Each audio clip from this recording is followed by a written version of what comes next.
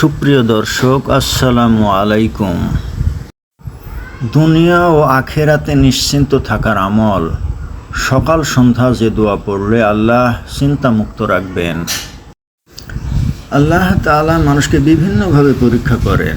মানুষ সামান্য বিপদ দেখলে পেরেশান হয়ে যায়, এমনকি বিপদের তুলনায় উৎকণ্ঠা ও পেরেশানিতে বেশি অসুস্থ হয়ে পড়ে। এসব মুহূর্তে কী করণীয় তাও ভুলে যায়, অথচ বিপদে দিশেহারা বা জ্ঞানহারা হওয়ার কোনো সুযোগ নেই। কেননা মুমিন মুসলমানদের সব বিপদ আপদের নিরাপদ আশ্রয়স্থল হলো মহান আল্লাহর অফুরন্ত রহমত। তার অনুগ্রহে মানুষ সব বিপদ থেকে মুক্তি পেয়ে থাকে। দুনিয়ার সব পেরেশানি কিংবা উৎকণ্ঠায় দিশেহারা না হয়ে মহান আল্লাহর উপর ভরসা করার বিকল্প নেই। রাসূলুল্লাহ সাল্লাল্লাহু আলাইহি ওয়াসাল্লাম হাদিসে পাকে যে কোনো ধরনের চিন্তা, উৎকণ্ঠা কিংবা পেরেশানি থেকে বেঁচে থাকতে আল্লাহর কাছে সাহায্য প্রার্থনার ছোট্ট দোয়ার নিয়মিত আমল করার কথা বলেছেন।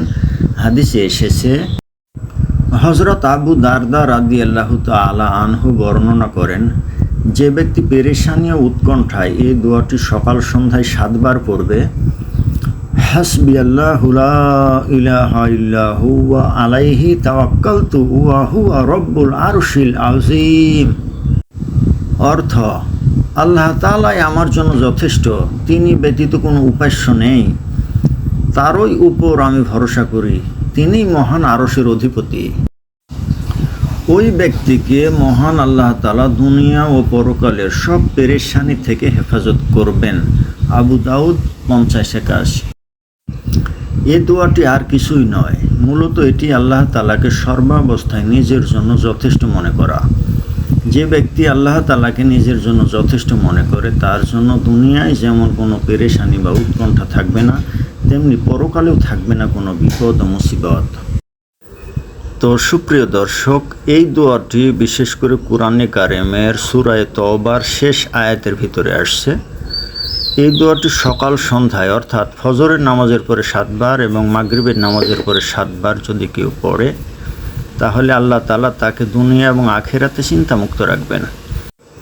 আর আল্লাহ যদি বান্দাকে দুনিয়া এবং আখিরাতে চিন্তামুক্ত রাখেন, তো এটাই বান্দার জন্য যথেষ্ট। তো বন্ধুরা, এই বলে আমি আমার ভিডিওটি শেষ করলাম। আমার ভিডিওটি ভালো লাগলে লাইক, কমেন্ট, শেয়ার করুন এবং আমার চ্যানেলটা সাবস্ক্রাইব করুন। আসসালামু আলাইকুম।